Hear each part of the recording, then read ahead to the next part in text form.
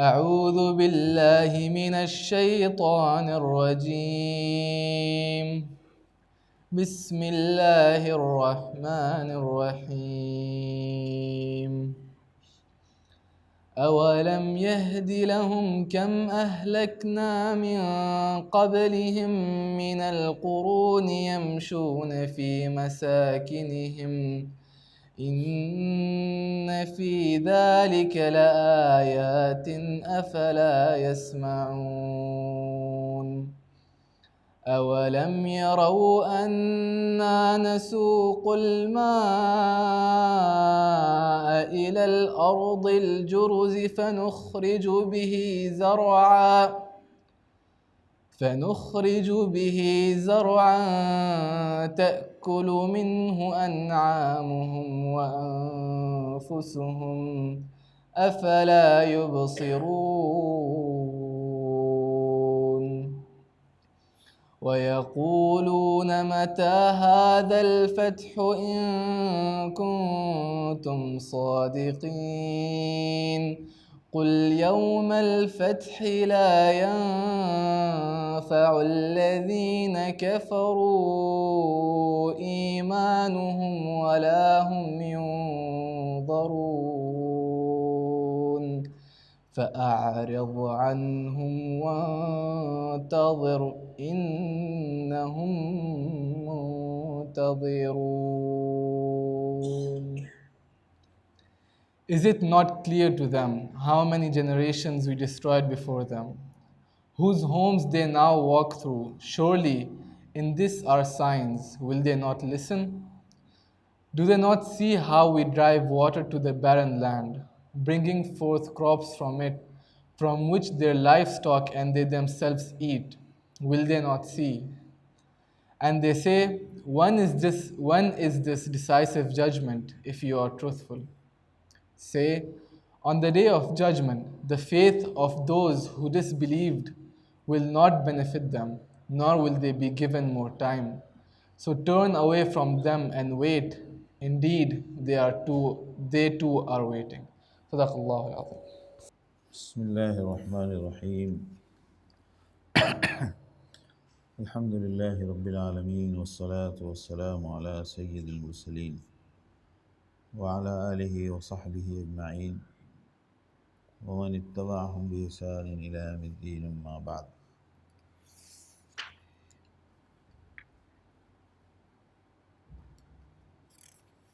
أعوذ بالله من الشيطان الرجيم.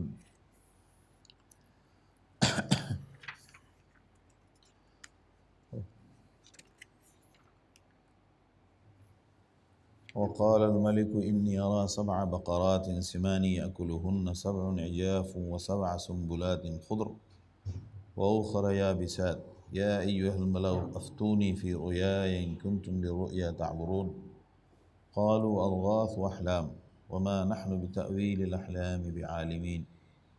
وقال الذي نجا منهما وادكر بعد أمة أنا أنبئكم بتأويله فارسلون يوسف أيها الصديق أفتنا في 7 بقرات سمان يأكلهن 7 عجاف و7 سنبلات خضر وأخر يابسات لعلي أرجع إلى الناس لعلهم يعلمون.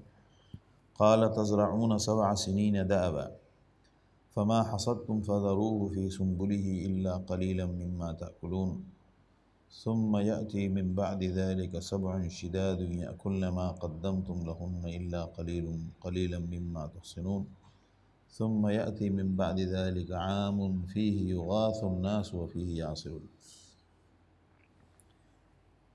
میں نے سورہ یوسف کی آیات پڑھی ہیں. اصل تو ہمارا سلسلہ سیرت کا اور تفسیر کا چل رہا ہے، لیکن ابھی 2-4 ہفتے ہم لوگ انشاءاللہ اسلام میں معیشت اور اقتصادیات کا تصور، اس کے تعلق سے کچھ ضروری رہنمائی کے ٹاپک پر بات کریں گے.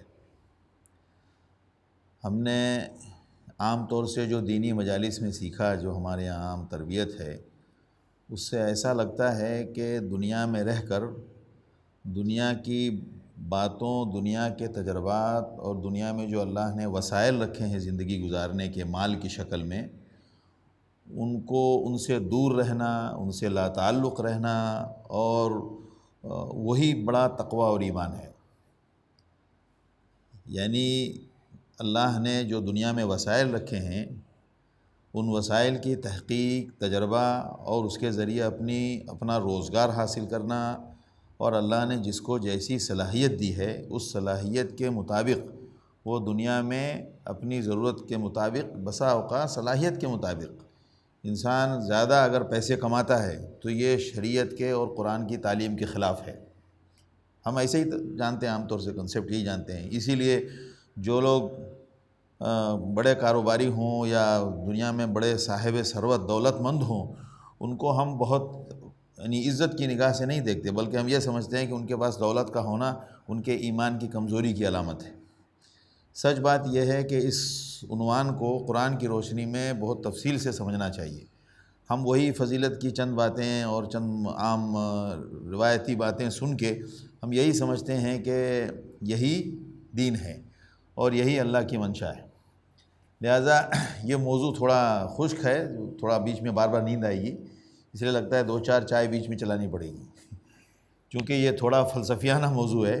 لیکن مسئلہ یہ ہے کہ ہمیں معلوم ہونا چاہیے۔ اس کا فائدہ یہ ہوگا کہ معلوم ہونے سے یہ پتہ چلتا ہے کہ کس چیز کو ہم اہمیت دیں اور کس چیز کو ہم یعنی اس کو اہمیت کے قابل نہ سمجھیں، یہ ہمیں معلوم ہونا چاہیے۔ مثال کے طور پر ہماری سورہ نساء پر جو گفتگو چل رہی ہے تو اس میں اتفاق سے وآتوا الیتامی اموالہم پر میں نے بار بار یہ بات کی کہ ہمارے یہاں جب یتیم کا لفظ ہم سنتے ہیں تو کیا دماغ میں آتا ہے؟ ٹوٹا پھوٹا، مرا ہوا، سڑا ہوا، گلا ہوا، سب ایسے ہی خیال آتا ہے نا۔ یتیم کا مطلب ایسے ہی خیال آتا ہے، یعنی بس یتیم بولے تو مطلب ہاں آپ کیا کرتے ہیں؟ ہاں میں غریب یتیم کی وہ کرتا ہوں، کیا کہتے ہیں کہ کفالت کرتا ہوں۔ یعنی غریب اور یتیم دونوں کو ساتھ میں جوڑ دیا ہے۔ اور قرآن نے یتیم کے لفظ کا جتنا بھی ٹاپک قرآن میں کیا ہے وہ سارے کے سارے مالدار یتیم ہیں۔ یعنی ہمارے کنسپٹ میں یتیم کا ورڈ بول کے کبھی بھی مالداری کا تصور آتا ہے، اور قرآن نے کہیں بھی جہاں بھی صرف 1-2 جگہ کو چھوڑ کے زیادہ تر قرآن نے جو ٹاپک کیا ہے، کیا کہا ہے؟ وَلَا تَقْرَبُوا مَالَ الْيَتِيمِ، یتیم کے مال کے قریب مت جاؤ۔ تو یہ کون سا بھکاری یتیم ہے؟ مالدار یتیم ٹاپک ہے نا۔ قرآن کہتا ہے وَآتُوا الْيَتَامَى أَمْوَالَهُمْ، یتیموں کو ان کا مال ان کے حوالے کرو۔ یہ کون سا یتیم ہے؟ اب جیسے یتیم خانہ کا بورڈ لگا ہوا ہے، کتنی بدتمیزی ہے۔ میں نے بہت بار پہلے بھی کہا، یتیم خانہ کا بورڈ لگانے کا کیا مطلب ہے؟ کیا تم نے یہ سمجھا ہوا کہ سارے یتیم غریب ہوتے ہیں؟ کچھ یتیم تو ایسے ہیں ماشاءاللہ کہ وہ تم کو خرید لیں۔ یتیم ہونا ایک الگ فیکٹ ہے، وہ ایک الگ کنڈیشن ہے۔ یتیم ہونے کا مطلب غریب نہیں ہے، یتیم ہونے کا مطلب نادار نہیں ہے، یتیم ہونے کا مطلب معذور، اپاہج، فالج زدہ نہیں ہے۔ لیکن ہم نے بول کے اس کو ایسا گرا ہوا لفظ بنا دیا، بلکہ قرآن میں بھی وہ آتا ہے لفظ تو ہمیں وہی کنسپٹ خیال آتا ہے، یتیم کا ایک عجیب، غریب، مسکین، مفلس والا۔ وجہ کیا ہے؟ ہم نے آج میں پڑھ رہا تھا، مجھے بہت مطلب یہی اتفاق سے سورہ یوسف پڑھ رہا تھا، تو مولانا مودودی کی ایک بات مجھے بہت اچھی لگی، بہت زبردست، کہ یہ میں نے جو پڑھی ہے حضرت یوسف علیہ السلام کے اس بادشاہ کے خواب کی بات ہے۔ بات چلے گی ابھی، چونکہ میں موضوع کو تھوڑا پھیلاتا ہوں تو آپ لوگ اس کو پرنسپلز کی شکل میں یا کیا کہتے ہیں کہ میتھڈ کی شکل میں، یعنی آپ اس کو اصولی بات سمجھ سکتے ہیں، لہٰذا اس سے آپ دین کے بہت سارے فلسفے سمجھ میں آئیں گے۔ تو انہوں نے لکھا کہ ہمارے ہاں عام طور سے جو حضرت یوسف علیہ السلام کے بارے میں ایک کنسپٹ ہے کہ حضرت یوسف علیہ السلام نے کہا اجعلنی علی خزائن الارض، مجھے جو ہے یہ زمین جو مصر ہے، مصر کے خزانے کا وزیر بنا دو۔ یہی ہے نا؟ یعنی بظاہر عام طور سے لوگ یہی سمجھتے ہیں کہ حضرت یوسف علیہ السلام نے کہا کہ مجھے مصر کے خزانے کا وزیر، الفاظ بھی یہی ہیں اجعلنی علی خزائن الارض، لیکن آگے پورا کہیں بھی آپ دیکھیے ہر جگہ حضرت یوسف علیہ السلام کو بادشاہ کہا گیا ہے۔ کیا کہا گیا ہے؟ بادشاہ۔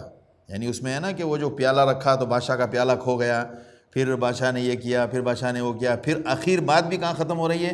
وَرَفَعَ أَبَوَيْهِ عَلَى الْعَرْشِ، جب 11 بھائی اور ماں باپ جب مصر میں آئے تو حضرت یوسف علیہ السلام نے ان کو کہاں پہ بٹھایا؟ تخت کے پاس۔ تو تخت پہ کون بیٹھتا ہے؟ وزیر بیٹھتا ہے یا بادشاہ بیٹھتا ہے؟ تو اب اس پہ ایک بات لکھی ہے وہاں مودودی نے کہ اصل میں جب کوئی قوم زوال پذیر ہوتی ہے، یعنی جب اس کا فال ڈاؤن ہوتا ہے اور جب وہ نچلے زمانے سے یعنی گرے مطلب پستی کے زمانے میں جب وہ ہوتی ہے، جب ان کے فال ڈاؤن کا ٹائم ہوتا ہے تو اس زمانے میں ان کی سوچ بھی گر جاتی ہے، لہٰذا انہوں نے اپنے حالات کے اعتبار سے اس کی تعویل کی، جبکہ قرآن میں اس تعویل کی گنجائش نہیں ہے۔ یعنی یہ کہ ایک ہم بادشاہ کے کنسپٹ کو کیسے سامنے لائیں، یعنی ہمارے خیال میں بھی نہیں آتا ہے کہ حضرت یوسف علیہ السلام کے بارے میں یہ سوچیں کہ حضرت یوسف علیہ السلام نے جو ڈیمانڈ کیا تھا اس زمانے میں جو حکومت کا طرز رہا ہوگا، اس طرز میں حاکم اعلیٰ ہی سارے ریسورسز کا کنٹرولر ہوتا تھا، جس کو ڈکٹیٹر کہتے ہیں، یعنی سارا نظام اس کا چلتا تھا۔ تو حضرت یوسف علیہ السلام نے وہ لفظ اس کے ساتھ جوڑا، اس کا مطلب یہ نہیں تھا کہ مجھے وزیر خزانہ بنا دو، بلکہ مجھے یعنی اصل کنٹرول میرے ہاتھ میں لاؤ تاکہ میں اس کے مطابق اللہ کی منشا کے مطابق میں اس سارے نظام کو سنبھالوں، تمہارا جو نظام ہے وہ اللہ کی منشا کے مطابق نہیں ہے۔ تو ہم جیسی صحبت میں رہتے ہیں، جیسے ماحول میں رہتے ہیں، اسی اعتبار سے ہمارا ذہن بنتا ہے، اسی اعتبار سے ہم سوچتے ہیں۔ اب ہم نے تصوف نے اور صوفیت نے ہمارے علاقے پہ اتنا مطلب غلبہ پایا اور اتنے دن حکومت کی، ایک طرح سے کہہ لیں آپ، ہمارے دماغوں پر، کہ اس کا نتیجہ یہ ہوا کہ ہم نے یہی سمجھا کہ بھائی دنیا کے اندر رہ کر دنیا کے معاملات سے آپ جتنے ناواقف ہیں، جتنے اس معاملے میں آپ یعنی نابلد ہیں، اور جتنا دنیا کے معاملات میں آپ کو کچھ تجربہ نہیں ہے، آپ اتنے متقی ہیں۔ صحیح ہے؟ یہی کنسپٹ ہے نا عام طور سے۔ لہٰذا اگر کوئی مولانا صاحب اگر بہت ساری ماڈرن انفارمیشن اور نالج رکھتا ہو تو اب یہ ماڈرن مولانا ہے، یہ کہاں سے آیا کنسپٹ؟ یہ کنسپٹ تو ایک طرح سے گھٹیا کنسپٹ ہے، اور ہماری پبلک جو ہے نا، ایک عام پبلک جو ہے ہماری، ان کو یہی اچھا لگتا ہے کہ مولوی ایسا ہی ہونا چاہیے، دین کا عالم ایسے ہی ہونا چاہیے، مسجد کا امام ایسے ہی ہونا چاہیے۔ آپ کو معلوم ہے اللہ کے رسول صلی اللہ علیہ وسلم اپنے وقت میں دنیا میں آپ سے زیادہ ماڈرن کوئی نہیں تھا۔ ماڈرن کا مطلب آج کے لفظ والا ماڈرن نہیں، ماڈرن کا مطلب ہر معاملے میں جو کچھ آپ صلی اللہ علیہ وسلم نے پیش کیا وہ کیا تھا؟ نیا تھا۔ نیا تھا کہ نہیں تھا؟ ہر سسٹم نیا تھا، وہ سسٹم عرب نہیں جانتے تھے، جو سسٹم آپ صلی اللہ علیہ وسلم نے پیش کیا وہ دنیا کے کوئی امپائر نہیں جانتا تھا۔ سارے سسٹم آپ صلی اللہ علیہ وسلم نے نئے انٹروڈیوس کرائے، اور جتنی بھی دنیا کے حالات تھے ان تمام حالات سے آپ سب سے زیادہ واقف تھے، سب سے زیادہ۔ لیکن صحابہ بھی اس میں شامل ہوتے تھے۔ اب دیکھیں خندق کا معاملہ آیا، آپ نے اسٹریٹجی پوچھی کہ نہیں پوچھی کہ کیا ہونا چاہیے؟ اور جو مکے میں مدینے میں جو خندق کا کنسپٹ آیا وہ کیا تھا؟ ایک دم ایگزیکٹلی ماڈرن، بالکل نیا تھا، ایک دم نیا کنسپٹ تھا ان کے لیے۔ اور ایسا مثال آپ نے قائم کی کہ وہ جنگ کا ایک دم پاسا پلٹ گیا، وہ تو دیکھ کے ہی گھوم گئے۔ کیسے اندازہ لگا؟ آپ صلی اللہ علیہ وسلم نے معلوم کیا کہ لیٹسٹ کیا ہو سکتا ہے اس معاملے میں، اور کیا سب سے زیادہ امپورٹنٹ ہو سکتا ہے، سب سے زیادہ اچھا طریقہ حکمت عملی کیا ہو سکتی ہے۔ تو ہم کیا چاہتے ہیں؟ حضرت کچھ نہ کریں، ہم دیکھ لیں گے، آپ کو کچھ معلوم نہیں ہونا چاہیے۔ حضرت خندق کے پاس گئے، معلوم آپ خود ہی گر گئے اس میں۔ تو اصل میں ہمارا کنسپٹ ایسا ہے، وجہ کیا ہے؟ اس کنسپٹ کو ہٹانے کی ہم لوگ کوشش کرتے ہیں، وہ کنسپٹ نہیں ہونا چاہیے۔ اب آئیے ہم آپ کو ایک ایک کر کے لے کر نیچے آ رہے ہیں تاکہ ہمیں یہ سمجھ میں آئے کہ ہمارے سماج میں مطلب کتنا امپورٹنٹ ٹاپک ہے۔ کیا؟ زندگی کے وسائل جو ہم زندگی گزارتے ہیں، جس پر ہماری معیشت ہے، جس پر ہماری اقتصادیات ہے، وہ کتنا اہم ٹاپک ہے کہ اللہ نے ہر نبی کے ساتھ اس کو جوڑا۔ ابھی جو سوشلزم آئی یا کیپٹلزم ہے یا کمیونزم ہے، ان کا دیکھیے فوکس ایک ہی بات پر ہے۔ کس بات پر؟ کہ دنیا میں سارا نظام چلتا ہے کس پر؟ ویلتھ پر۔ اس کا ایکول ڈسٹریبیوشن ہونا چاہیے، سب لوگ ایک لیول کے ہونے چاہیے۔ یہ ان کا طریقہ ہی غلط تھا، فطرت کے خلاف، یہ اگینسٹ نیچر تھا، یہ پاسبل نہیں ہے۔ ایک بندے کا ٹیلنٹ اور اس کی انٹیلیجنسی بہت ہائی پروفائل میں ہے تو ظاہر سی بات ہے وہ 100 مارکس لائے گا۔ ایک بندے کا کم ہے تو وہ 60 لائے گا۔ ہائی 100 والے ٹائپ کا لیول کا کام کرے گا، 60 والا 60 لیول کا۔ اگر سارے لوگ 100 لیول پہ چلے جائیں تو جو ضرورت آپ کے 60 70 80 سے پوری ہوتی ہے وہ کہاں سے پورا کریں گے؟ پھر تو معلوم ہوا کہ پروفیسر صاحب کو خود ہی جھاڑو دینا پڑے گا۔ یہ تو اللہ نے نظام لگایا ہے کہ جس کو جیسا اللہ نے رکھا ہے اس کی ویسی فیلنگ دی ہے، جیسا ٹیلنٹ دیا ہے، جیسے اس کے اندر صلاحیت دی ہے۔ تو کمیونزم نے پورا فوکس کیا کہا کہ سب کچھ دولت ہی ہے، نہیں، یہ ایک اسلام ایک ایسا مذہب ہے جس نے کہا کہ نہیں، سب کو بیلنس کرو، مورل بھی آپ کا ایک امپورٹنٹ ایک سیکشن ہے، اس کو بھی بیلنس کرو. آپ کمانے جاؤ تو آپ کے دولت کی ہوس میں حیوان مت بن جاؤ. اللہ تعالیٰ نے انسان کو باڈی فیچر میں ہمارے ساتھ بہت ساری چیزیں ہماری ایسی ضرورت رکھی ہے جس سے ہمارے خاندانی کنسپٹ ہے ہمارے پاس، جس کے لیے ہمیں شادی کرنی پڑتی ہے. اس شادی کے لیے اللہ تعالیٰ نے ہمیں کہا کہ اس ضرورت کو پورا کرنے کے لیے ہم نے نکاح کا سسٹم رکھا ہے، حیوان مت بن جاؤ. ہر جگہ کنٹرول کر رہا ہے. تعلیم کے معاملے میں تعلیم حاصل کرنے کا مطلب یہ نہیں کہ تم ہر وہ تعلیم حاصل کرو جس سے دنیا میں فساد بچا ہو. آپ کو تعلیم کے معاملے میں بھی یعنی جتنے ڈپارٹمنٹ ہیں، اب سارا ملک کا دولت آپ ڈیفنس پہ لگا دیں تو پورا ملک صرف ڈیفنس سے نہیں چلتا ہے، قوم کو روزگار بھی چاہیے. تو ہر معاملے کو اسلام نے کنٹرول کیا، پولیٹکس کے معاملے میں بھی، سوشل کے معاملے میں، مذہب کے معاملے میں بھی. مذہب کے معاملے میں بھی کہا کہ بے شک مجھے راضی کرنے کے لیے یہ طریقے ہیں، لیکن ہر وقت مسجد میں بیٹھنا یہ میرا آرڈر نہیں ہے، مسجد کے باہر نکلو. فَإِذَا قُضِيَتِ الصَّلَاةُ فَانْتَشِرُوا فِي الْأَرْضِ، نماز ختم ہوئی باہر نکلو. ہمارے ہاں کیا چاہیے، ہمارے پرانے بعض لوگوں نے جو کسی خاص سوسائٹی میں زندگی گزار لی ہے، ان کا اپنا نیچر ویسا ہے، تو ان کو یہ سب باتیں بڑی خراب لگتی ہے. ان کو خالی یہ سناؤ کہ بس بزرگی والی بات سناؤ، بزرگوں کے بارے میں بزرگی والی بات سناؤ، دین کا کنسپٹ. وہ آپ کا اپنا کنسپٹ ہے، وہ قرآن کا کنسپٹ نہیں ہے. قرآن نے ہر جگہ کہا یبتغون من فضل اللہ، اللہ کی روزی تلاش کرو اور جا کے مال کماؤ. یہ نہیں کہ آپ اس کے لیے اندھے بہرے ہو جائیں. اب سود کا دھندا، آپ دیکھیں، مال کمانا ہے تو مال کمانے کے لیے اسلام نے کنٹرول کیا. کیسے کمانا ہے؟ آپ جائز طریقے سے کماؤ، محنت کر کے کماؤ، اجرت کر کے کماؤ، انڈسٹری مطلب صنعت میں کماؤ، تجارت میں کماؤ. یہ سب کمانے کے طریقے ہیں. اب چوری کرو یہ نہیں چلے گا، وہ بھی ایک مال کمانے کا طریقہ ہے. رشوت لو نہیں چلے گا، وہ بھی ایک مال کمانے کا طریقہ ہے. سود لو نہیں چلے گا، وہ بھی ایک مال کمانے کا طریقہ ہے. تو قرآن نے بیلنس کیا کہ دولت بھی کمانا ہے آپ کو، ابتغاء من فضل اللہ، لیکن اندھے بہرے ہو کے حیوان بن کے نہیں، پیسے کے پجاری بن کے نہیں. ہر چیز کو کنٹرول کیا ہے. یہ اسلام اصل دین اسلام ہے. باقی کسی نے خالی پولیٹکس کو کیا، کسی نے سیکولرزم کو کیا، کسی نے کمیونزم کو کیا، کسی نے ایجوکیشن کو کیا، کسی نے بس ایک ہی چیز پر فوکس کر کے رہ گئے. لہٰذا کہیں دیکھیں آپ تعلیم کا معاملہ اتنا فریڈم ہے اس میں کہ مورل ختم ہو گیا. کو ایجوکیشن آیا، پھر جو زیادہ ایڈوانس کالجز ہیں آپ دیکھیں اس میں بہت کچھ کنسیپٹ ہی نہیں ہے، یعنی میل فیمیل کا کنسیپٹ میں نہیں، اور بہت سارے وہ مورل ویلیوز اور لمیٹیشن جو ایک ہیومنٹی کے لیے ضروری ہے، وہاں اس کا خیال نہیں. بھائی یہ تو چلتا ہے، فیشن ہے وغیرہ وغیرہ الگ الگ نام سے. تو ہر جگہ کنٹرول کیا گیا، ہر جگہ. اب اس دنیا میں رہ کر ہمیں اللہ تعالیٰ نے انبیاء کے ذریعے سب سے پہلے سکھایا. اب دیکھیں آپ ہر نبی کے ساتھ بڑے بڑے انبیاء میں حضرت آدم علیہ السلام کو ظاہر سی بات ہے بنیادی باتیں سکھائی گئیں، کیونکہ ہیومن لائف اسٹارٹ ہو رہی تھی، بالکل پرائمری ایج میں تھی، بالکل مطلب کیا بولیں گے آپ اس کو، انفینٹ ایج میں تھی. اس وقت ظاہر سی بات ہے دنیا میں اللہ تعالیٰ نے دھیرے دھیرے امپرومنٹ کا سسٹم رکھا ہے، لہٰذا وہ رینڈملی ہوتی ہے. تو ایک کے بعد ایک، ایک کے بعد ایک، ایک کے بعد ایک. حضرت آدم علیہ السلام کے بعد بڑے نبیوں میں حضرت نوح علیہ السلام ہے. حضرت نوح علیہ السلام، قرآن ایک ساتھ ہمیں سیکھنا پڑے گا. قرآن آپ کو اس کو نام، اس کو ٹائٹل دے کے نہیں بتائے گا. ہر بات قرآن ٹائٹل دے کے نہیں بتاتا ہے، اس کے انڈر لائن ہمیں سیکھنا پڑتا ہے کہ اس کے اندر اور کیا کیا، یعنی اس کے behind the words and sentence اور کیا باتیں ہیں اس میں. تو حضرت نوح علیہ السلام کو اللہ رب العالمین نے سکھایا. کیا سکھایا؟ شپ بنانا. سب سے پہلا جو ہنر سکھایا اللہ نے انسان کو، جو سمجھ لے جا یعنی آج بھی دنیا میں ایک سب سے بڑے انویسٹمنٹ کا مطلب چند بڑے انویسٹمنٹ کے جو انڈسٹری ہے، اس میں سے ایک انڈسٹری کروز کیا کہتے ہیں کہ مینوفیکچرنگ ہے، یا شپ مینوفیکچرنگ ہے، یا اس کے جو ڈاک یارڈس ہوتے ہیں یا جو ان کا کارخانہ ہوتا ہے، وہ چھوٹا موٹا معاملہ نہیں ہوتا ہے.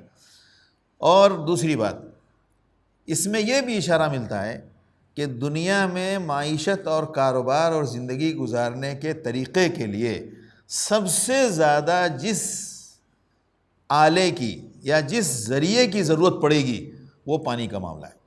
کیوں کہ اراؤنڈ 78 کے لگ بھگ پانی ہے اور 22 کے سم تھنگ خشکی ہے. ہماری دنیا میں نقل و حرکت کے لیے زمین پر چلنے والی، لہٰذا نقل و حمل کے لیے یعنی ٹرانسپورٹیشن کے لیے سب سے پہلا ریسورس جو دنیا میں انسان نے استعمال کیا ہے وہ کیا ہے؟ یعنی ریسورسز کی شکل میں یا انسٹرومنٹ یا سمجھ لیں آپ ٹرانسپورٹیشن ریسورس کی شکل میں عام طور سے تو جانور تھے. جانور سے آپ کتنا سامان لے جا سکتے ہیں؟ کتنے لوگ جا سکتے ہیں جانور پہ؟ یعنی انسان نے جو سب سے پہلے ایک جگہ سے دوسری جگہ سامان اور آدمی کے جانے کا جو سب سے پہلا ریسورس یوز کیا وہ کیا ہے؟ جہاز ہے، پانی میں جہاز.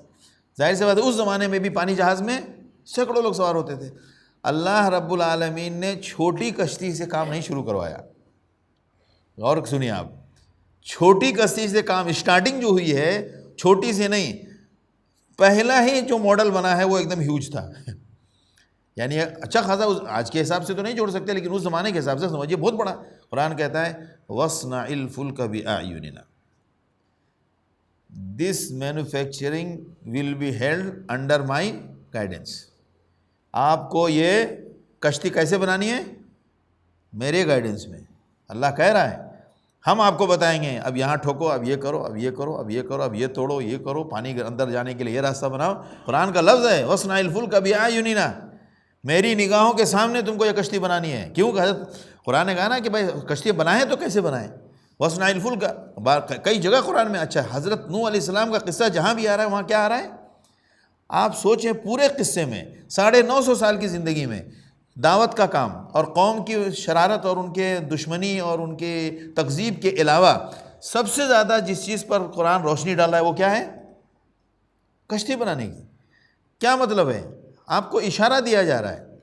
غور سے سنیے آپ، یہ ابھی ہم ٹاپک چلائیں گے 2-3 ہفتے. یعنی دنیا میں رہ کے ہمیں یہی تو وجہ ہے. ہمارے بعض لوگوں نے کہا کہ تصوف نے ہم کو بہت نقصان پہنچایا، اس نے ہم کو دنیا سے کاٹا، ورنہ دنیا کی جتنی تحقیقات اور جتنی دنیا میں اس وقت ایجادات ہیں اس میں سب سے زیادہ مسلمانوں کو آگے ہونا چاہیے. کیوں کہ سب سے بڑی بک اس معاملے میں جو گائیڈ کرنے والی تھی، جو سائیڈ گائیڈنس تھا، ڈائریکٹ گائیڈنس نہیں تھا لیکن سائیڈ گائیڈنس بھی سب سے زیادہ قرآن میں موجود ہے، جس کو اشاروں میں پکڑ پکڑ کے دوسروں نے فائدہ اٹھایا.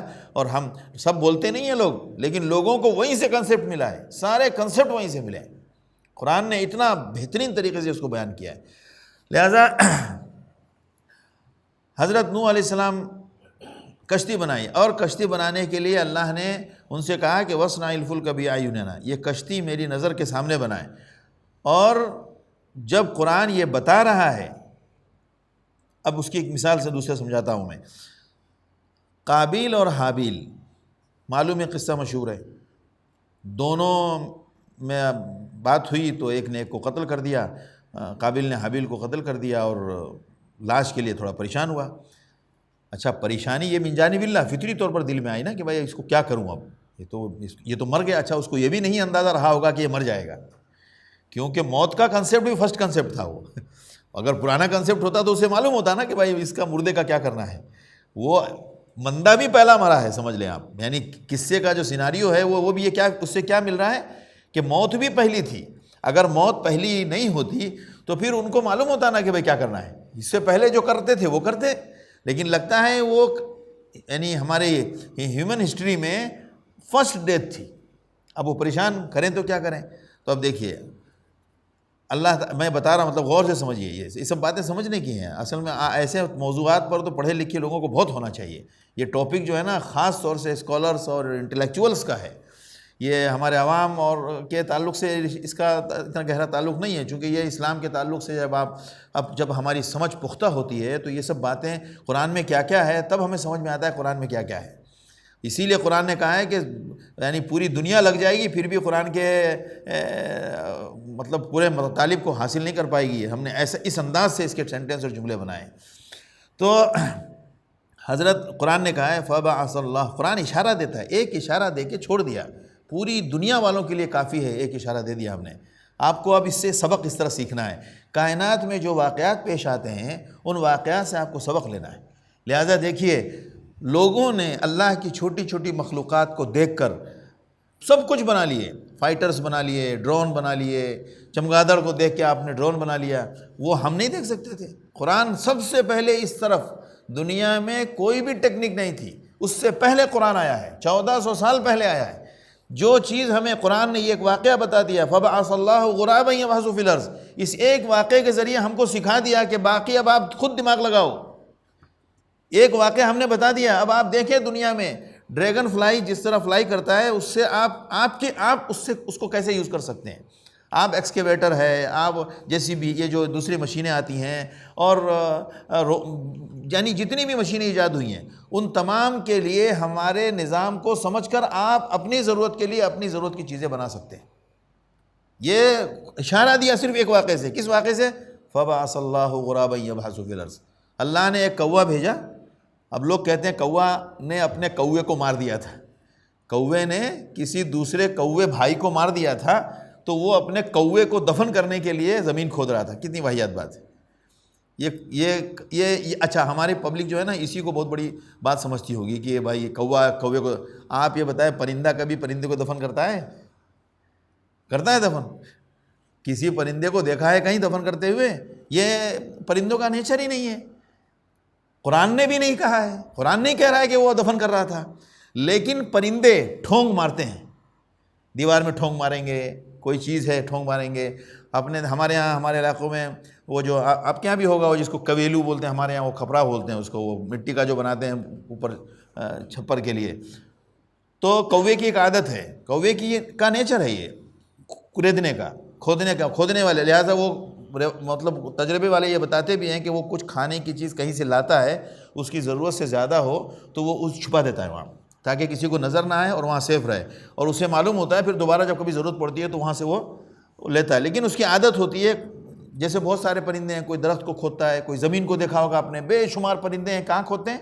زمین میں ٹھونگ مارتے ہیں۔ تو وہ کوا بھی زمین میں، اور کوا زمین میں ٹھونگ مارتا ہے، چونچ مارتا ہے زمین میں۔ تو وہ پریشان تھا، اس کے سامنے قدرتی طور پر اللہ کے حکم کے تحت، باضابطہ وہ کوا اللہ کے حکم کے تحت، اچھا اللہ کے حکم دینے کے لیے کسی فرشتوں کو بھیجنے کی ضرورت نہیں ہے، بس دل میں بات ڈال دے اللہ، میرے آپ کے، ہندو کے، کافر کے، مسلم کے، کسی کے بھی دل میں کوئی کام کروانا ہے تو وہ دل میں بات کیسے پہنچے گی؟ وہ اللہ کے پاس پورا راستہ ہے، اس کے لیے الگ سے فرشتہ بھیجنے کی ضرورت نہیں ہے۔ وہ پرندوں میں بھی ہوتا ہے، وہ جانور میں بھی ہوتا ہے۔ ہو سکتا ہے کوئی جانور، کوئی ایسا اس سے ہم کو ایسا ہنٹ مل جائے جس سے ہمارا کام ہو گیا، اور خدا نے بھیجا ہے اس جانور کو یہ کام، اس ہنٹ دینے کے لیے، اور ہمارے ذہن کو بھی الرٹ کر دیا اللہ نے، دونوں کو جوڑ دیا، اس کو بھیجا کہ وہاں پہ جا کے یہ کام کرو، اور ہم کو بھی اللہ نے ایکٹیو کر دیا کہ ابھی دیکھو ادھر یہ کیا کر رہا ہے، اس سے تم کو یہ فائدہ ہوگا۔ یہی صورتحال آئی اس کوے کے ساتھ۔ کوے نے جب زمین کھودنا شروع کیا اور زمین کھودا تو زمین میں تھوڑا سا گڑھا ہو گیا، گڑھا ہو گیا، مٹی تھوڑی الگ ہوئی، وہاں پر تھوڑا گڑھا جیسا ہوا۔ اب اس نے کہا یار یہ ایک اچھا طریقہ ہے کہ میں بھی زمین کھودتا ہوں۔ اس کو یہ پہلی بار پتا چلا کہ زمین کھودی بھی جا سکتی ہے۔ آئی بات سمجھ؟ یعنی کبھی انسان کو پہلے ہی تجربہ ہوا ہوگا نا کہ انسان بھی ہوا میں اڑ سکتا ہے، یہ کبھی کوئی کنسپٹ ہوگا اس کے بعد ہی بات آگے بڑھی ہے نا۔ تو اسی طرح اس نے بھی پہلی بار دیکھا تو اس نے کہا ارے یہ تو زمین کھودی جا سکتی ہے، تو میں یہی کام کر لوں۔ اس نے زمین کھودی اور کیا کیا؟ بھائی کو اپنے اس مٹی میں دفن کر دیا۔ یہ قدرت کا فطری نظام تھا کہ انسان جب دفن ہو جائے، انسان کی جب موت ہو جائے تو اس کو زمین کھود کر زمین کے حوالے کر دو۔ لہٰذا پہلی موت ہوئی، پہلا سبق اللہ نے دکھا دیا، گائیڈ کر دیا۔ اب ایک بات لکھ دی، اب ہر بات کے لیے قرآن لکھے گا؟ نہیں، اس ایک سے ہم 1 کروڑ جگہ پر استعمال کر سکتے ہیں۔ اس فارمولے کو کہاں استعمال کر سکتے ہیں؟ کروڑوں جگہ پہ استعمال کر سکتے ہیں۔ جب سے دنیا بنی ہے قیامت تک کروڑوں جگہ پہ استعمال ہو سکتا ہے۔ کہاں کہاں ہمیں اس کو ضرورت میں یوز کرنا ہے؟ تو قرآن نے یہ اشارہ کر دیا فَبَعَثَ اللَّهُ غُرَابًا يَبْحَثُ۔ اب قرآن اس طرح ہماری دنیا کی ضرورتوں کو سکھانے کے لیے رہنمائی کرتا ہے۔ اب ہماری زندگی میں جتنا، مثال کے طور پر آپ کو بارش سے کیسے بچنا ہے، پانی سے کیسے بچنا ہے، سیلاب سے کیسے بچنا ہے، کھانے کی حفاظت کیسے کرنی ہے، فلاں کام کیسے کرنا ہے، کوئی چیز آپ چوہے سے سیکھ سکتے ہیں، کوئی چیز آپ شہد کی مکھی سے سیکھ سکتے ہیں، کوئی بات آپ جانوروں سے سیکھ سکتے ہیں۔ بہت ساری باتیں جو ہمارے ضرورت کی ہے وہ اللہ نے جانوروں کے اندر وہ چیز بائی ڈیفالٹ رکھی ہے، وہ ہمیں سیکھنا پڑتا ہے۔ جیسے مثال کے طور پر مرغی کا بچہ انڈے سے باہر نکلتا ہے تو اس کو چلانا کون سکھاتا ہے؟ کون سکھاتا ہے؟ کوئی ماں سکھاتی ہے اس کی، یا کوئی مرغا آگے سکھاتا ہے؟ لیکن ہمارے گھر کا بچہ ہے، اس کو چلنا کون سکھاتا ہے؟ ہم آپ اگر نہ سکھائے تو نہیں چل پائے گا، وہ پھر گھٹنے کے بل ہی رہے گا ہمیشہ. یاد رکھیے، ہم سکھاتے ہیں باضابطہ چلانا، بولنا سکھاتے ہیں، بہت ساری چیزیں ہم سکھاتے ہیں، لیکن اس کو نہیں سکھاتا. وہ جانوروں کے بچوں کو کوئی بھی چلنے کی بات، کوئی بھی چلنا نہیں سکھاتا ہے.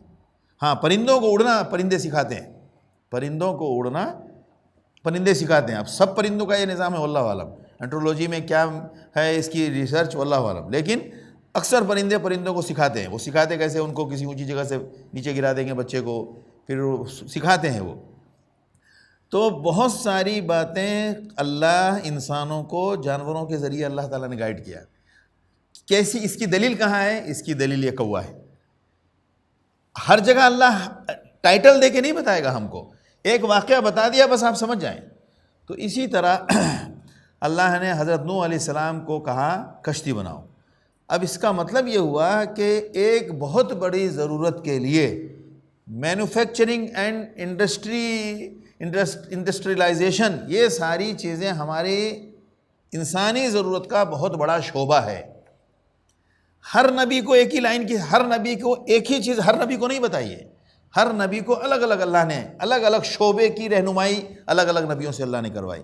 لہٰذا سب سے پہلی اور سب سے کامن ضرورت کیا تھی؟ ایک جگہ سے دوسری جگہ سفر کرنا اور ایک جگہ سے دوسری جگہ سامان کو پہنچانا لانا. کیوں؟ اللہ نے زمین میں ساری چیزیں ایک ہی جگہ پیدا نہیں کی. کہیں گیہوں بہت ہوتا ہے، کہیں چاول بہت ہوتا ہے، کہیں پھل بہت ہوتے ہیں، کہیں کھجور بہت ہو رہی ہے، کہیں جانوروں کی بہتات ہے، کہیں کچھ ہے، کہیں کچھ ہے. اب ظاہر سی بات ہے اس مسئلے کا حل کیسا ہے کہ یہاں کی چیز وہاں جائے اور وہاں کی چیز یہاں آئے. اس ضرورت کو پورا کرنے کے لیے آپ پیدل ذریعے سے ممکن نہیں تھا. لہٰذا ہماری زندگی کا سب سے بیسک جو ہماری ضرورت ہے وہ ہے ٹرانسپورٹیشن. اور اس ٹرانسپورٹیشن کے سولوشن کے لیے سب سے بڑا جو ہمارے پاس ریسورس ہے وہ ہے واٹر، سمندر. اور اس سمندر پر کے لیے اس سمندر پہ سفر کیسے کرنا ہے یا ہمارے ٹرانسپورٹیشن کا کیا ریسورس ہوگا، وہ ہے جہاز. لہذا قرآن نے کہا وَاصْنَعِ الْفُلْكَ. اب اس کے ذریعے ہم کو یہ سیکھنا ہے کہ زندگی گزارنے کے لیے ہماری زندگی سے ریلیشن میں جو چیز آتی ہے وہ ہمیں خود کرنا پڑے گا. اب اگر اس دور میں پانی جہاز کے بجائے ہوائی جہاز ہے تو ہوائی جہاز بھی مسلمانوں کو بنانا چاہیے قرآن کی تعلیم کے مطابق. ڈریگن بھی ہمیں پہلے بنانا چاہیے. وجہ کیا ہے؟ ہم نے قرآن کو اس لیول پہ سمجھایا ہی نہیں. آپ یہ بتائیں جب ضرورت پڑی تو حضرت نوح علیہ السلام کو شپ بنانے کا سکھایا، تو جب ہم کو ضرورت پڑی کہ تو قرآن یہ کیوں سکھا رہا ہے؟ صرف معجزہ بتانے کے لیے. صرف معجزہ بتانے کے لیے اتنا کافی تھا کہ ہم نے وَلَقَدْ نَجَّانَا نُوحًا، ہم نے وَنَجَّيْنَاهُ وَأَهْلَهُ مِنَ الْكَرْبِ الْعَظِيمِ، ہم نے نوح اور اس کی ذریت کو ہم نے بچا دیا. قصہ ختم. لہٰذا حضرت نوح علیہ السلام کے ذریعے اللہ تعالیٰ نے یہ بات رہنمائی ملتی ہے کہ زندگی کے شعبے جتنے ہیں اس میں سے ایک شعبہ ہے، ایک نبی کے پاس گیا. اب آ جائیے حضرت نوح علیہ السلام کے بعد حضرت ابراہیم علیہ السلام. اور سے سنیے آپ، ایک نبی کی زندگی میں بہت کچھ ملے گا، ہر نبی کی زندگی میں آپ کو الگ الگ رہنمائی ملے گی. حضرت ابراہیم علیہ السلام کے سفر میں سب سے زیادہ جو چیز آپ کو ملے گی وہ ہے ہجرت، ایک جگہ سے دوسری جگہ جانا. ابھی چونکہ میں تعلیمات، نبیوں کی تعلیمات پر بات نہیں کر رہا ہوں، نبیوں کے زندگی کے ذریعے جو ہماری زندگی گزارنے کے لیے جو ہمارے وسائل ہیں، ان وسائل میں ہمارے نبیوں کے پاس کیا کیا رہنمائی اور کیا کیا تفصیلات ہیں. دنیا میں ایک جگہ رہ کر آپ زندگی نہیں گزار سکتے. لہٰذا حضرت ابراہیم علیہ السلام کو دوسرا شعبہ دیا. کیا شعبہ؟ ایک جگہ سے دوسری جگہ منتقل ہونے کا. لہٰذا حضرت ابراہیم علیہ السلام عراق سے نکلے کہاں گئے؟ مصر گئے. مصر سے نکلے کہاں آئے؟ شام آئے. شام سے نکلے پھر کہاں گئے؟ مکے گئے. مکے سے پھر واپس آئے، پھر شام گئے. حضرت ابراہیم علیہ السلام کی پوری زندگی ہجرت ہے، ایک جگہ سے دوسری جگہ، ایک جگہ سے دوسری جگہ. پتہ کیا چلا؟ دنیا میں ایک جگہ رہ کر آپ کا کام پورا نہیں ہوگا، آپ کو دنیا میں الگ الگ جگہ پہ پھرنا ہے. یہ بھی اس دنیا کے وسائل اور اسباب کا حصہ ہے. لہٰذا اس پر بھی آپ کی نظر ہونی چاہیے. آپ یہ سوچ کے مت بیٹھیے کہ ہم نے اپنے علاقے میں اسلام پھیلا دیا اب کام ختم. آپ کو پوری دنیا میں پھرنا بھی ہے، ایک جگہ وہاں جگہ. یہ سب کیا ہے؟ بائی پاس گائیڈنس ہے. بائی پاس گائیڈنس سمجھ رہے ہیں نا؟ ایک ہے کہ سیدھی تعلیم کیا ہے, ایک تو مین تعلیم ہے. قرآن ہمیشہ شریعت اور تبلیغ و دعوت کی کا جو میسیج ہوتا ہے اس کو ڈائریکٹ رہنمائی کرتا ہے. باقی جو زندگی میں سائیڈ میں ہے وہ سائیڈ والا معاملہ ہمیں خود سیکھنا ہے. چونکہ اللہ جب اس ذریعے کو استعمال کر رہا ہے تو اس کا مطلب ہے کہ وہ ذریعہ ہمارے لیے بہت اہمیت رکھتا ہے. اسی لیے دیگر انبیاء کی زندگی میں ہجرت نہیں ہے. اللہ کے رسول صلی اللہ علیہ وسلم کی زندگی میں اہم ترین باتوں میں سے ایک بات یاد رکھیے, آپ صلی اللہ علیہ وسلم نے مکے سے ادھر ادھر نقل و حرکت کی ہے. 10 سال کے بعد آپ طائف گئے, جب وہاں بات نہیں بنی تو پھر آپ دوبارہ حج کے ایام میں وہاں جاتے تھے, جب اور آپ مستقل کوشش میں تھے کہ اس جگہ بات نہیں بن رہی ہے, مجھے کہیں باہر نکلنا ضروری ہے, تھے نا. باہر نکلنے کی کوشش میں آپ صلی اللہ علیہ وسلم طائف گئے, اور پھر وہ کوشش میں اللہ تعالیٰ نے وہ مقدر کس کو رکھا تھا؟ مدینے کو رکھا تھا. لہٰذا بہت سارے انبیاء میں باہر جانے کا تصور نہیں ہے, لیکن حضرت ابراہیم علیہ السلام اچھا جتنے دیگر انبیاء کے شعبے میں جاری چیزیں ہیں وہ ساری چیزیں ہمیں آپ صلی اللہ علیہ وسلم کی سیرت میں اکٹھا ملتی ہیں. پتہ کیا چلا؟ ان نبیوں کے زندگی میں جو معاملات پیش آئے وہ سب ہمارے زندگی گزارنے کے لیے ہمیں اس سے روشنی حاصل کرنی ہے. اب دیکھیں یہاں پر ایک شعبہ یہ ہو گیا کہ بھائی زمین میں ایک جگہ سے جو ایک جگہ ٹھہرنا یہ حکمت کے خلاف ہے, خدا کی قدرت اور حکمت کے خلاف ہے, اور اس پر عمل ہوتا رہا شروع سے. اب اس کے بعد آئیے, اب آپ کا اس کے بعد حضرت موسیٰ علیہ السلام, حضرت ابراہیم علیہ السلام کے بعد بڑے نبیوں میں حضرت موسیٰ علیہ السلام. حضرت موسیٰ علیہ السلام کی زندگی میں آپ دیکھیں جو معجزات ہوتے ہیں نا, اللہ معجزات کو اس حالت میں نہیں کرتا ہے کہ وہ بظاہر پاسبل نہ ہو. لہٰذا دیکھیے یہ بات میں کہتے ہیں نا کہ اس سے راز نکالنا یا اس سے روشنی حاصل کرنا, رہنمائی حاصل کرنا. حضرت موسیٰ علیہ السلام کے ساتھ جو واقعہ پیش آیا سمندر کے اندر سے گزرنے کا, اس معجزے میں بھی ہمارے لیے رہنمائی ہے. یعنی ٹیکنیکلی اور اگر ہم سائنٹیفکلی کوشش کریں تو اس بات کا پورا امکان ہے کہ ہم پانی کے نیچے سے سرنگ نکال سکیں. جو باتیں اللہ نبیوں کے ذریعے بطور معجزہ پیش کرتا ہے اس میں اس بات کی رہنمائی موجود ہوتی ہے کہ یہ کام آپ دیگر ذرائع, میں نے تو بغیر ذریعے کے کر کے دکھا دیا, لیکن آپ اس کے لیے محنت کریں گے تو یہ ممکن ہے کہ آپ سمندر کے نیچے سے سرنگ نکال سکیں. دنیا نے نکالا, یہ بات یاد رکھیے, میں سب باتیں ثابت کروں گا انشاءاللہ. دنیا میں جتنی ٹیکنیک ہے سب نبیوں کے ذریعے اللہ نے دکھائی ہے, اور وہ پاسبلٹی بتانے کے لیے کہ یہ تو ابھی تو معجزہ ہے, کیونکہ ابھی کوئی ریسورس یوز کیے بغیر, کوئی مٹیریل یوز کیے بغیر یہ کام ہو گیا. لیکن مٹیریل کے ذریعے اگر چاہو گے تو یہ کام ہو سکتا ہے, تمہاری کوئی ضرورت پوری ہو سکتی ہے. کہ اگر اوپر سے برج بنانے کی صلاحیت ممکن ہے تو برج بناؤ, اگر برج کے بجائے تمہارے لیے اگر پاسبل ہے انڈر واٹر سرنگ تو وہ بھی پاسبل ہے, یہ اللہ یہ بتا رہا ہے. لہٰذا آج بہت سارے ملکوں میں نیچے سے سرنگیں بنی ہیں کہ نہیں بنی ہیں. ہم اگر قرآن ہی کہتے ہیں نا, قرآن کو اللہ نے کیا کہا ہے, تبیانا لکل شیء, ہر چیز کو ہم نے ایکسپلین کیا ہے اس میں. اصل میں ہم نے کیا سمجھا قرآن کس لیے ہے؟ سب سے زیادہ ہمارے ہندوستان پاکستان میں تو خاص طور سے پہلا کنسپٹ مرنے کے بعد کا تعویذ ہے. سب سے پہلا کنسپٹ قرآن کا کیا ہے؟ مرنے, کسی کا انتقال ہو رہا ہے تو سورہ یاسین پڑھو, انتقال ہو گیا تو قبر پہ جا کے پڑھو, قبر سے فارغ ہو گئے تو قرآن خوانی کرو, قصہ ختم. قرآن کا کام ایک پہلا کام. اور دوسرا کام ہمارے حافظ مولویوں نے ایک بہت بڑا ڈھونڈ کے نکالیا, وہ کیا؟ رمضان میں تراویح. بس قرآن کے یہ 2 کام کے علاوہ قرآن کا دوسرا کوئی کام نہیں.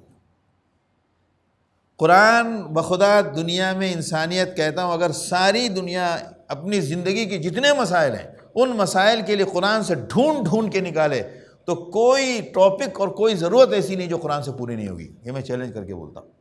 قرآن ایسے ہی نہیں, قرآن نے چیلنج کیا اپنے آپ کو.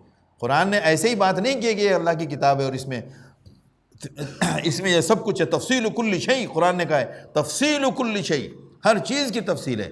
ہم نے تلاش ہی نہیں کیا, ہم نے اس طرف دماغ ہی نہیں رکھا. ہم نے کیا سمجھا بس قرآن خوانی کے لیے ہے. اچھا قرآن خوانی کے لیے جیسے کہ ڈنڈے لے کے کھڑے ہو جائیں گے.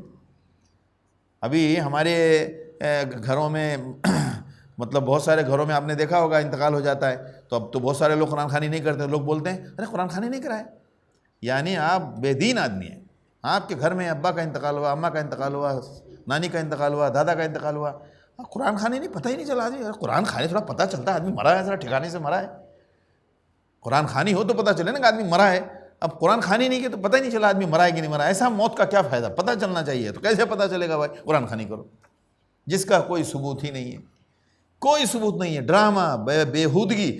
ہمیں ہمت کرنا چاہیے کہ قرآن خوانی میں بول کے نہیں جائیں کہ میں نہیں جاؤں گا. اس کا کوئی ثبوت نہیں ہے حدیث میں.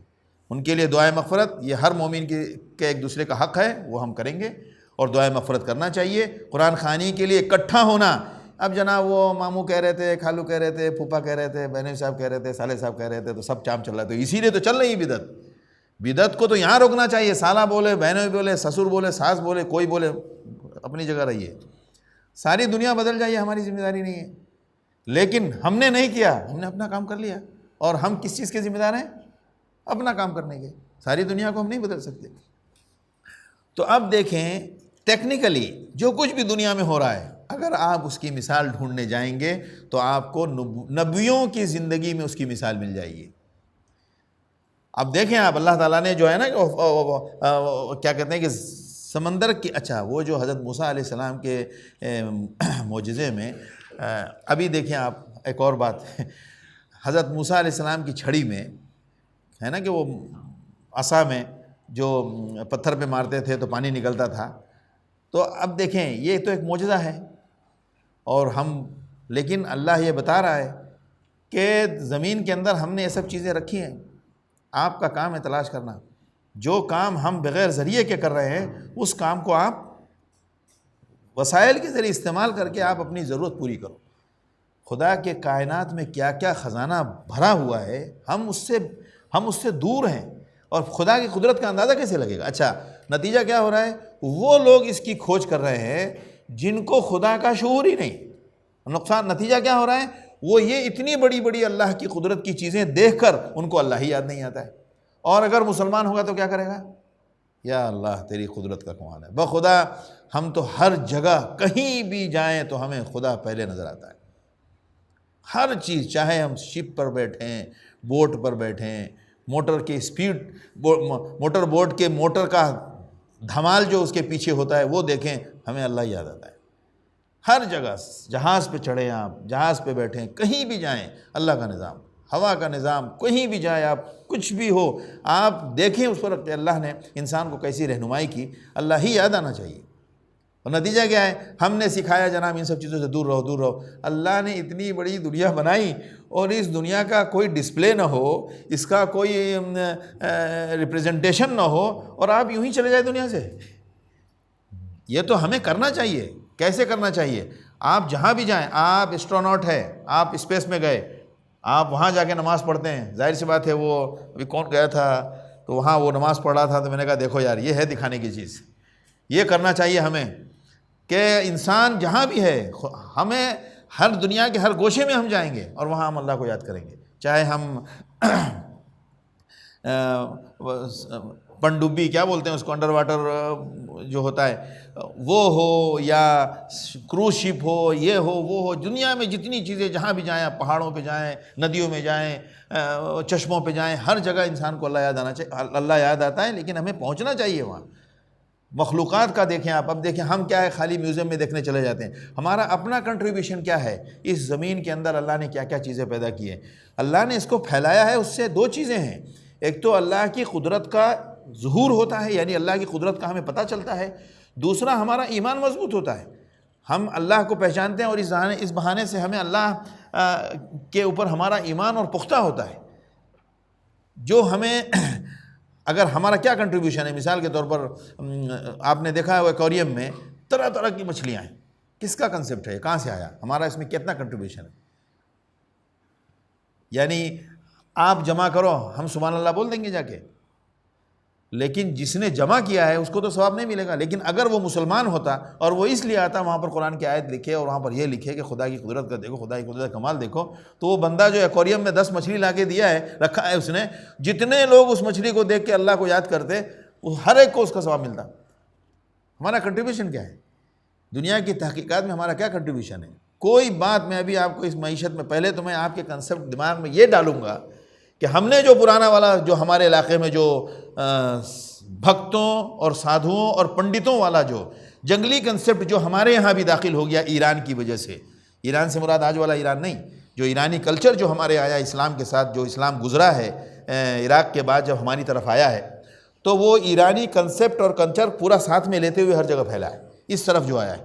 لہٰذا آپ دیکھیں جو مسلمان اس طرف کے ہیں ان کی سوچ الگ ہے، اور جہاں اسلام مصر سے گیا ہے وہاں مصر کا کچرا آگے گیا ہے، جہاں جہاں اسلام جس راستے سے گزرا ہے وہاں سے لوگ اسی راستے سے جاتے ہیں، تو وہ کنسیپٹ ساتھ میں گیا ہے۔ لہٰذا ہمارے یہاں کیا کنسیپٹ گیا ہے؟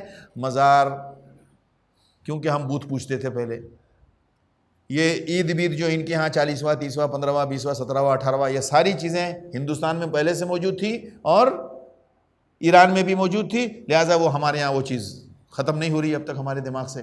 بزرگوں کے بارے میں اندھ بھکتی، بزرگوں کے بارے میں تصور، چونکہ ہمارے یہاں برہمنیت جو تھی اس نے پنڈت کے ساتھ، پنڈت کنسیپٹ میں جو ان کو لوگوں کو اپنے ساتھ پھنسا کے رکھا تھا، لہٰذا نتیجہ کیا ہے؟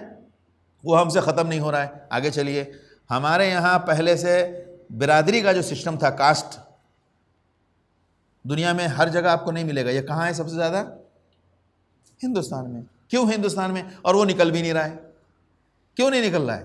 اس لیے کہ ہم اس مٹی میں تھے، وہ ہمارے خون میں شامل ہو چکا ہے، ہمارے ایک ایک رگ میں شامل ہو چکا ہے۔ ورنہ اسلام تو یہ بتانے کے لیے آیا تھا کہ بھائی اسلام میں تو سب ایک ماں باپ کی اولاد ہے، یہ کنسیپٹ ہی نہیں ہے، یہ تو پہچان کے لیے ہے کہ یہ واگلے ہے اور یہ کھوگلے ہے اور یہ منچلے ہے اور یہ دل جلے ہے، یہ تو پہچان کے لیے ہے، یہ اور کسی کام کے لیے نہیں ہے کہ یہ تھوڑا ہائر ہے یہ تھوڑا لوور ہے، اس لیے نہیں ہے۔ لیکن آج وجہ کیا ہوئی؟ وہ کنسیپٹ آلریڈی موجود تھا، ہم نے اس کو کنٹینیو کیا۔ لہٰذا آج بھی ہمارے دیندار طبقوں میں بھی شادی کا کنسیپٹ آئے گا تو وہ اوپر نیچے کاسٹ سسٹم پہ، کاسٹ بالکل ہے، وہ اس برادری میں شادی نہیں کر رہا ہے، وہ اس برادری میں شادی نہیں کر رہا ہے۔ اسلام کا جو کفو کا نظام ہے، آپ سنتے ہوں گے اکثر ایک لفظ ہے اسلام میں، کیا؟ کفو۔ کفو کا تعلق برادری سے نہیں ہے، کفو کا تعلق آپ کے فیملی اسٹیٹس سے ہے، وہ میچ ہونا چاہیے تو وہ زیادہ بہتر ہوتا ہے۔ کفو کا تعلق برادری سے نہیں ہے کہ میں، کفو کا مطلب یہ ہے کہ ایک برادری والا اسی برادری میں شادی کرے، بالکل نہیں۔ ممکن ہے ایک بندہ خان ہے، مان لیجئے، دوسرے لوگ ہیں تو بعض لوگ ناراض ہو جاتے ہیں، مان لیجئے ایک بندہ خان، کوئی خان برادری ہے، اب وہ خان برادری کہ اسی فیملی لیول کا کوئی دوسری برادری میں کوئی فیملی ہے، آنکھ بند کر کے شادی کرو۔ اگر خان کے چکر میں ہے تو پتہ چلا کہ اس کو اپنے لیول کی کوئی برادری میں کوئی فیملی نہیں مل رہی ہے، تو اب جناب وہ مجبوری میں برادری سے باہر نہیں جائے گا۔ ایسے بہت لوگ آج بھی مسلمان میں موجود ہیں، بہت سارے لوگ ہیں جو اس چکر میں پھنسے ہوئے ہیں۔ اسلام میں یہ بالکل اس کی گنجائش نہیں ہے، یہ تو ہونا ہی نہیں چاہیے۔ اس کا نقصان کیا ہوا؟ ہم بھی بٹ گئے۔ آج تو ہندوستان میں ہمارے یہاں بھی مسلمانوں میں جو لوور کاسٹ ہیں ان کے لیے وہ ریزرویشن جو غیر مسلموں کے لیے وہ ہمارے لیے بھی ہے۔ کیسے ایکسیپٹ کیا آپ نے اس کو؟ کیسے برداشت کر لیا؟ اب ہم ہیں کیا؟ ہم جو پرانے کنزیں پرانا دماغ سے نکالیے، جو بات اچھی ہے چاہے وہ پرانی ہو چاہے وہ نئی ہو، ہمیں وہ ماننا ہے۔ پہلے کیا تھا؟ اس غبار کو، اس گرد کو دماغ سے نکالنا ہوگا ہمیں۔ اب ہمارے پاس بہت سارے ریسورسز ہیں، ہم دین کو بہت اچھے طریقے سے سمجھ سکتے ہیں، اس کو فلسفیکلی سمجھ سکتے ہیں، اس کو سائنٹیفکلی سمجھ سکتے ہیں، اس کو ریشنلی سمجھ سکتے ہیں، اس کو میتھڈ وائز سمجھ سکتے ہیں، جس انداز سے بھی چاہیں آپ اسلام کو اب سمجھ سکتے ہیں۔ لہٰذا ہمارا کنسیپٹ ایسا ہونا چاہیے اور یہی لوگوں کو بتانا بھی چاہیے۔ یہ سمجھنے کی بہت سخت ضرورت ہے۔ ابھی دیکھیں ہم اب انبیاء کے تعلق سے میں جو یہ سمجھاتا جا رہا ہوں، یعنی اللہ نے جو ہنٹس دیے ہیں ہم کو، حضرت موسیٰ نوح علیہ السلام میں کیا ہو گیا؟ سب سے بڑی جو مینوفیکچرنگ کنسیپٹ تھا، سب سے بڑی جو انڈسٹری ہو سکتی تھی ہیومن کے لیے، سب سے پہلے اللہ نے اس کی گائیڈ کی، وہ کیا تھا؟ شپ مینوفیکچرنگ، یعنی بناؤ، اور اللہ نے بنا دیا۔ اس کے بعد دنیا میں کشتیاں چل رہی ساری دنیا میں ادھر سے ادھر۔ اس وقت بھی سب سے زیادہ نظام جو چلتا تھا وہ کس پر چلتا تھا؟ پانی جہاز پر۔ دنیا میں آج تک سب سے زیادہ، آج بھی آپ کے لیے اگر آپ دیکھ لیجیے، آپ کو معلوم ہے ابھی تو لیٹسٹ آپ کو بالکل تجربہ ہو گیا ہوگا کہ بھائی یہ اس کی کیا ویلیو ہے، وہ تو ہمیں پتہ نہیں چلتا تھا نا۔ اصل میں اللہ نے احساس دلانے کے لیے بھی کبھی کبھی یہ حالات آتے ہیں، ورنہ ہم سمجھتے ہیں کہ اس کی کوئی ویلیو ہی نہیں ہے، پانی سے کیا کام ہو رہا ہے۔ پوری دنیا میں اس وقت سب سے سستا، زیادہ سے زیادہ ویٹ کا حساب ہی نہیں ہے، وہاں تو میٹرک ایریا کیوبک میٹر کا حساب ہوتا ہے. کس میں؟ شپ میں ویٹ کا حساب نہیں ہوتا ہے. زیادہ تر کیوبک میٹر کا حساب ہوتا ہے کہ کتنا اسکوائر میٹر آپ جگہ لے رہے ہیں, کتنی جگہ ایکوائر کر رہے ہیں. ویٹ کا وہاں سسٹم ہی نہیں ہے. اور فلائٹ میں کیا ہے؟ دونوں ہیں, سائز کا معاملہ بھی ہے, ویٹ کا معاملہ بھی ہے, اور وہ بہت مہنگا پڑتا ہے. اور ویسے روڈ سے لائیں گے تو بچہ جوان ہے, بوڑھے ہونے تک کام سامان آئے گا. تو یہ سب, اور پھر اللہ نے کتنے سسٹم رکھے. تو خیر سب سے پہلی جو ہماری سب سے زیادہ ضرورت تھی, آپ غور کریں, سب سے پہلے قدرت نے اس کو گائیڈ کیا ہے. یہ ہم کیا سن کے قصہ ختم کر دیتے ہیں؟ حضرت نوح علیہ السلام کا معجزہ, حضرت نوح علیہ السلام کو, اس معجزے کے علاوہ اس میں ہمارے لیے دوسرا کیا سبق ہے, کبھی ذہن گیا؟ میں جب سے تفسیر کا درس دے رہا ہوں, میں شروع سے میری نگاہ جو ہے اس بات پر ٹکی, قرآن نے یہ کیوں کہا وَاصْنَعِ الْفُلْكَ بِأَعْيُنِنَا؟ کیونکہ پہلے تو اس طرح بنانے کا تجربہ نہیں تھا. اللہ نے کہا میری رہنمائی میں اس کو بناؤ, یعنی ہم بتائیں گے کیسے کیسے کیا کرنا ہے, ہائٹ کتنی رکھنی ہے, لائن اینڈ لینتھ کیا ہوگا, اور اس کو کیسے شیپ دینا ہے, کیا کیا کرنا ہے, سب کچھ من جانب اللہ حضرت نوح علیہ السلام کو گائیڈ کیا جا رہا تھا. یہ گائیڈ صرف حضرت نوح علیہ السلام کے لیے تھا. لہذا نتیجہ کیا ہوا؟ ہم نے معجزہ پکڑ کے چھوڑ دیا, دوسروں نے معجزہ پکڑ لیا, اس کو اپنی زندگی کا حصہ بنایا. آپ دیکھ لیجئے, آپ دنیا میں اس وقت سب سے زیادہ کیریبین نا, وہ جو کنٹری ہے, ہاں, دنیا کے سب سے زیادہ کروز اس کے پاس ہے, سب سے بڑی انڈسٹری وہاں ہے. اور آپ چیک کیجئے, آج آپ کو معلوم پڑے گا, وہ سی اسٹار اور کیا کیا بہت بڑے بڑے, سب سے زیادہ بڑے انہی کے پاس ہیں. اور اس میں آپ دیکھیں کہ ایک جہاز کیا ہے, پورا شہر بھی, کئی شہر سما جائیں اس میں, اتنا زیادہ لام لفافے کے ساتھ بنتا ہے. اور جناب آج یعنی ہمارے پاس کیوں نہیں ہے؟ مسلمانوں کے پاس ہم نے کیا, ہم نے تو خالی معجزہ سنانے کے لیے ہمارے لوگ رہ گئے, جبکہ دنیا میں رولنگ کرنے کے لیے یہ سارے ریسورسز آپ کے پاس ہونے چاہیے. اور اسی لیے آپ کو ایک بات میں بتا دوں اشاروں میں, دنیا میں حکومت انڈسٹریلسٹ, کیپٹلسٹ اور بزنس مین کی ہوتی ہے. دنیا میں حکومت صرف یہ لوگ کرتے ہیں, دوسرے کسی کی حکومت نہیں چلتی ہے. یہ کوئی نظر نہیں آتا ہے. جتنے باہر کے جو یہ کٹ پتلیاں دکھ رہے ہیں نا, اب یہ سب ڈرامے مداری کے بندر ہیں, یہ سب مداری کے بندر ہیں جو آپ کو باہر نظر آ رہے ہیں. جو اصل اندر جو پیچھے سے دنیا میں حکومت چلتی ہے وہ صرف ان کی چلتی ہے. انہی کے مطابق دنیا کا قانون بنتا ہے, انہی کے مطابق پوری دنیا کا قانون بدل دیا جاتا ہے, پوری قانون کو ادھر ادھر کر دیا جاتا ہے. یہ صرف یہی لوگ, کون؟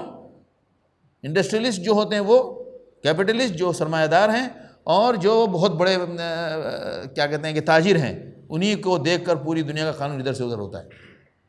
بالکل اس کے علاوہ دوسری کوئی بات نہیں. کسی بھی ملک میں چلے جائیں آپ, آج اگر ملک کا سب سے بڑا تاجر کسی پریشانی میں آئے, کل قانون بدل جائے گا. یہ اس کے بغیر نظام ہی نہیں چلے گا. ہم نے اس جگہ کو ہٹا دیا, اور خواب کیا دیکھ رہے ہیں؟ مسلمان دنیا میں غالب آئے. ایسے غلبہ نہیں دیتا اللہ.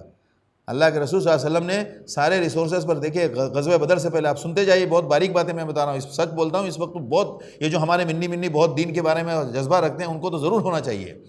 اللہ کے رسول صلی اللہ علیہ وسلم نے جنگ بدر ہوئی, جنگ بدر میں اس قافلے کے لیے آپ کو مطلب اس قافلے کو آپ روکنے گئے. کیا تھا؟ مدینے کے ارد گرد کا جو سب سے بڑا ریسورس تھا وہ کیا تھا؟ ان کی گزرگاہیں, جہاں سے وہ گزرتے تھے.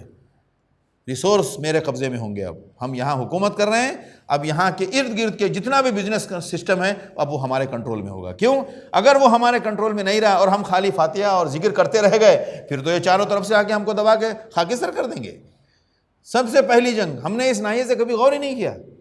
اسی لیے ابھی ہمیں اس نہج سے اور اس باریکی کے ساتھ اس دین کو سننا سمجھنا ہے. یہ 2-4 ہفتے چلے گا, بعد میں ہم اس ٹاپک پر آئیں گے کہ ہماری, چونکہ یہ نہیں سمجھیں گے تو پھر آگے ملکیت والا کنسیپٹ کیسے سمجھیں گے. یہ تو بہت بڑا ٹاپک چھڑ گیا ہے. سبحان اللہ و بحمدہ, سبحانک اللہم و بحمدک, نشہد ان لا الہ الا انت, نستغفرک ونتوب الیک. سبحان ربک رب العزۃ عما یصفون, وسلام علی المرسلین, الحمد للہ.